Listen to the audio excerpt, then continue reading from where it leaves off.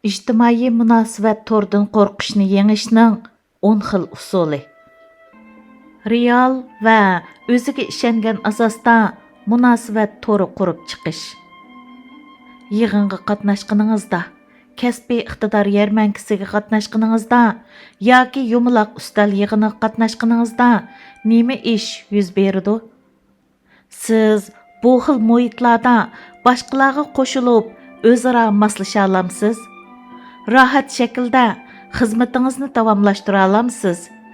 Yoki bir bulunga berib, sovuq terga cho'milib o'ltiramsiz? Nurg'un kishilarga nisbatan ijtimoiy munosabat kishini qo'rqitadigan va bo'g'ib qo'yadigan holat hisoblanadi.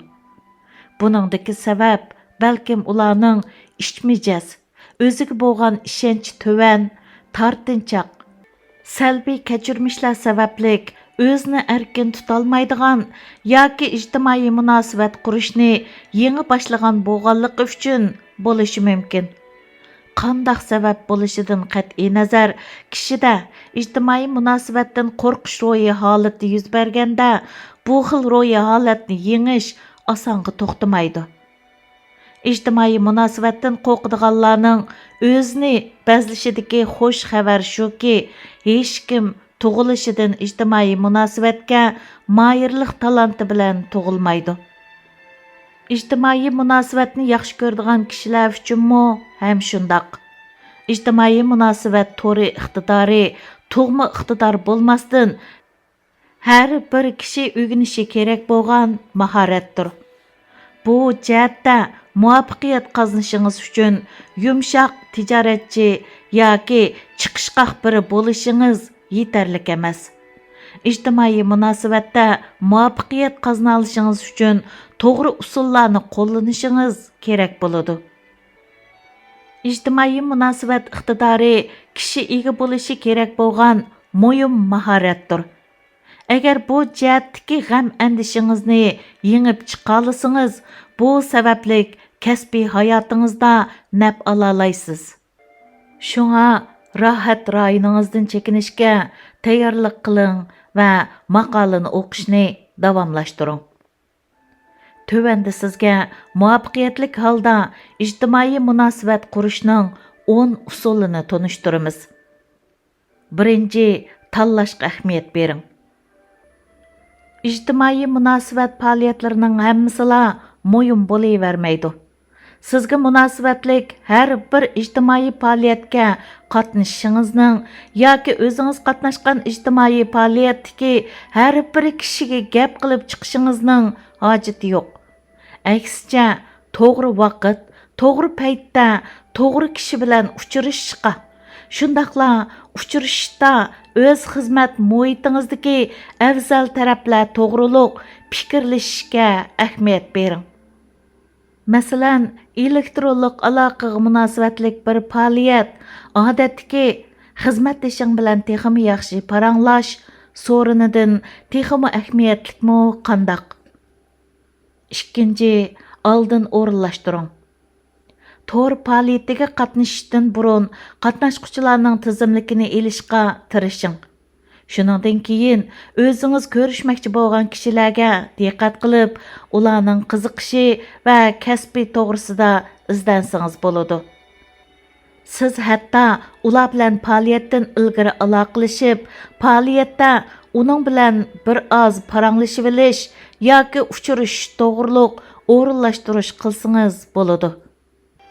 Kishilar bilan bo'lgan bu kichikgina aloqa uning bilan yuzma-yuz qilishdan keladigan mushaqqatlik vazifaning yukini yengillata. Uchinchi, nishon belgilang. O'zingiz orzu qilgan usulda ijtimoiy aloqa o'rnata olishingiz uchun o'zingizning erishmoqchi bo'lganingizni nazarga olgan asosda bir yoki ikki atrofida real nishon tiklang.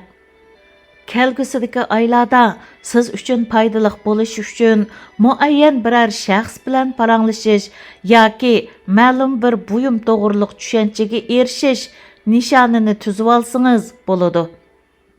Dastlabida bak cho'ng unum ko'zlab ketmang. Zaldagi har bir kishi bilan ko'rishib chiqmaydiganligingiz, Şundaqla taki sorun tarqımıгыча u yerdən ayrılmasligingizning shart emasligi esingizda bo'lsin.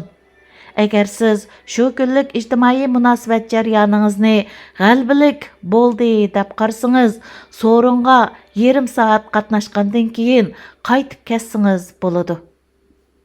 4. Parangni o'ylashing. Nurg'un kishi yig'ilishda nimalarni deyish to'g'riliq g'am qilishidi. Ammo sorunni qilishadigan butkul parangizni yezib chiqib olishingiz imkonsiz bo'lsa-mu, biroq ijtimoiy munosabat qo'rqinchini yengish, ko'rishingizning dastlabida ko'rishishda parang temiz qilish uchun bir necha savol tayyorlab olib, buni esingizda ching saqlab oling. Mushundaq qilsangiz, boshqa birovning yenida jimjit holatda turishga xotima bera olasiz. Kallingizda doim parangni boshlashga yetaklaydigan bir rasmiy savol bo'lsin.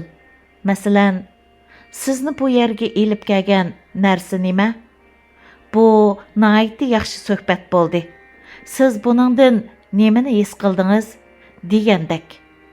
Yana buningga qo'shib o'zingizning ismi, kasbi va bu faoliyatga qatnashishingizning sababi qatorliqlarni bayon qiladigan bir necha tunishtirish jumlangiz bo'lsin. Mushundaq qilsangiz, biri bilan tunji ko'rishganda uningga nima derman deb jiddiylashiib yurishingiz aziydi. O'zingizni bir oz tunishtirib etgandan keyin siz oldin ola tayyorlab olgan ochiq yo'riq savollar boshqalarning diqqatini tortadi.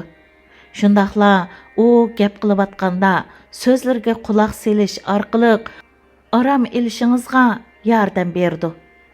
Zehn qo'yib anglag'uchi bo'lish qobiliyati ijtimoiy munosabatga usta barcha kishilarning o'rtaq aloyidligidir. 5. Baldur bering. Suhbat allaqachon boshlanib bo'lgan. Sorundagilar guruhlarga ayrilib bo'lgandan keyin u sorunga yetib berish ijtimoiy munosabatda tajribali kishilarga ig'ir tuyuladi. Agar siz sorunga tunji bo'lib kelgan kishilardan biri bo'lsangiz, nisbiy tinchlik va xotirjamlikdan bahra ola olasiz. Shundaqla ish boshlanishdan burun o'rilishib ola olasiz. O'zingiz turgan muhitdan rohatlik his qila olasiz. Paranglashishga mos yaxshi joyni belgilab ola olasiz. Sapning oldig'ichi berib, tashkillig'ichi va boshqa baldur kelguchilar bilan o'zingizga tushadigan besim texmi oz bo'lgan holda paranglasha olasiz. 6. Yaqin do'stingizni elib oling. Yaqin do'stingiz yoki xizmatdoshingiz notanish kishilar bilan bo'lgan so'g'uqni bo'sib o'tishingizga yordam berdi. Yaqin do'stingiz o'zingizga bo'lgan ishonchingiz yo'qolganda sizga tasalli berdi. Buningdan sirt faqat siz va u ikkili kishi bo'lganlar suhbatlashish halqingiz shakllangan bo'ladi. 7. To'g'ri signal bering. Qo'rqinch doimli sizning badan tilingizda o'zini ko'rsatadi. Shu vajidan o'zingizni erkin tutib, qarshi tarafga to'g'ri signal berishingiz intayin muhim. Notanish kishilar bilan bir yerga kelgan chig'ingizda balkim yuraklaringiz dupildab so'qib ketadigan yoki o'zingizning boshqa joyda bo'lgan bo'lishingizni orzulab ketishingiz mumkin. Biroq siz badan tilingiz orqali boshqalarga ishonch tuyg'usi bersangiz, ochiq yo'riq va jalbkor ko'rinasiz. Siz yana boshqalarni o'zingizga yaqinlashishga ilhomlantirsangiz, ularga yaqinlashishdagi bearomlikdan o'zingizni qutqizib qolasiz. Kishilarga rohat, illiq va hushyor tuyg'u berishni va kulimsirashni doimla unutib qolmang.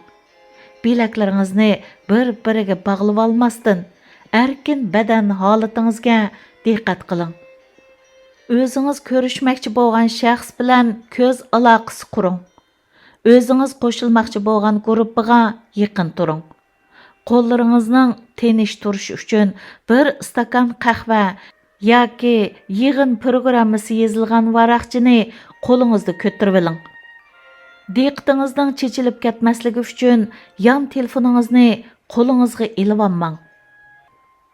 Qo'shilish uchun bak yaqinchilik qilishib ketayotgan yoki g'ujmak bo'lib bir yerga kelib olgan halqalarni emas, ochiq badan tilini namoyon qilgan va yaqinlashqili bo'ladigan kishilarni tanlang.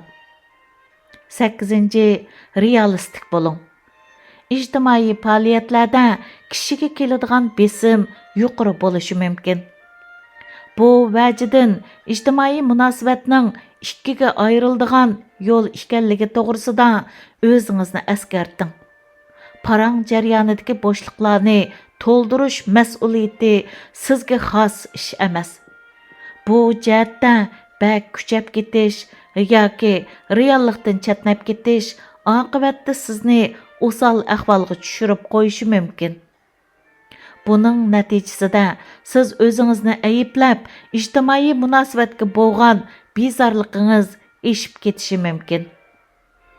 Buningdan sirt, ba'zi chog'larda o'zingizning jiddiylashish kayfiyatingizni ochiq aytishingiz o'zingiz uchun yaxshi bo'ladi. Bundaq qilganda boshqalar sizga ko'ngil biladi, hatto sizning munosabat qurishingizga yordam berishi mumkin. Qandaq bo'lishidan qat'iy nazar, qarshi tarafmo sizdek jiddiylashayotgan bo'lishi mumkin. Shuni mangu esingizda tutingki, ijtimoiy munosabat cho'qimli go'zal bo'lib ketishi natayin. Agar siz mushu nuqtani oydinlashtirib olsangiz, bu jihatda yaxshi bo'lmagan kishilardan o'rganish va o'sib yetilishdagi tajriba saboq elish o'rnikingiz qilib olaysiz. 9. Aramsizlanganingizda muhit almashtiring. İjtimoiy munosabat fizikalik zehn va tuyg'u jihatda kishini charchatadigan bo'lishi mumkin. Energiyangiz tuvallaganligini his qilganingizda nafas olish uchun vaqt ayrishingiz muhim. Bu holda o'zingizga uyg'un bir yerga bering. Mavjud holatni o'zgartiradigan har qanday bir yerga borsangiz bo'laverdi. Tozliq uyga kirib chiqing, yondagi salonni aralang. Mashinangizga chiqib, qisqa muddat mugidang. Bir stakan qahva iling. Qisqa musofirlik piyoda menging yoki mehmonxonadagi hujringizga qaytib keting. Mavjud holat bilan munosabatingizni qisqa mezgil uzing. Buning yangi holatga kelishingizga, cho'nqurroq o'ylanib olishingizga va tetiklashishingizga yordam bo'ladi. 10. Ko'rishni oxirlashtirish payti kelganini biling. Ba'zi kishilar yaxshi ta'sir qoldira olmaslik andishi sababli yaxshi ta'sir qoldirishga tirishib gapni bak uzartib etadi. Yana ba'zilar jiddiylashganligidan to'xtamasdan so'zlab ketadi. Oqibatda suhbatni sezmasdilla o'zining kontrol qilayotganligini his qiladi. İjtimoiy aloqaga usta kishilardagi muhim alohidliklardan biri ularning suhbat va munosabatda qanday chog'da ilgirlashni bilishidir. Soatga qarang, o'z sezimingizga ishoning. Qarshi tarafning put-qo'l harakatiga diqqat qiling. Uningda badan tili yoki uyning u yer bu yeriga ko'z yugurtish orqali suhbatni oxirlashtirish istiki bo'layotamdi yo'q. Buningga diqqat qiling. G'albilik uchrashishda qisqa va asti qolg'udak paranglar maqsad qilindi. Paranglaringlar tugagandan keyin qarshi tarafga kulimsirang. Qarshi taraf bilan ism kartoshkasi almashtiring va kelar qatimliq ko'rish vaqtini o'rinlashtiring. Muhim nuqtalar. İjtimoiy aloqa nurg'unlarimizni rohat rayonimizdan chiqarib tashlaydi. Biroq to'g'ri usul orqali bu jihatdagi qo'rqinishlarimizni yengish mumkin. İjtimoiy aloqadan qo'rqishni yengish uchun birinchidan o'zingiz qatnashadigan faoliyatlarni tanlang. Ikkinchi, Paydalıq uçurlarga eriş üçün başqa qatnaşqıçılarning arqa ko'rinishi haqida oldin ma'lumotga ega bo'ling. 3. Uçuruş üçün real, ma'nilik nishon belgilang. 4. Nimalarni deydiganligingizni xiyolingizdan o'tkazing va javoblarga quloq soling. 5. Muhitingiz bilan tanishib olish uchun balduroq bering. 6. Yordamga erishish uchun do'stingizni yoki xizmatdoshingizni elib oling. 7. Badan tilingizga diqqat qilib, ochiq yo'ruq badan holatini saqlang. 8. O'zingizni erkin tuting. 9. Faoliyat jarayonida vaqt chiqarib, energiyangizni to'liqlang. 10. Suhbatni qachon tugatishni bilib oling. İngilizcedən Ötkür Almaz tərcümesi. Mənbə Uyğurlar Tor jurnalının 15. sanıdan ilindi.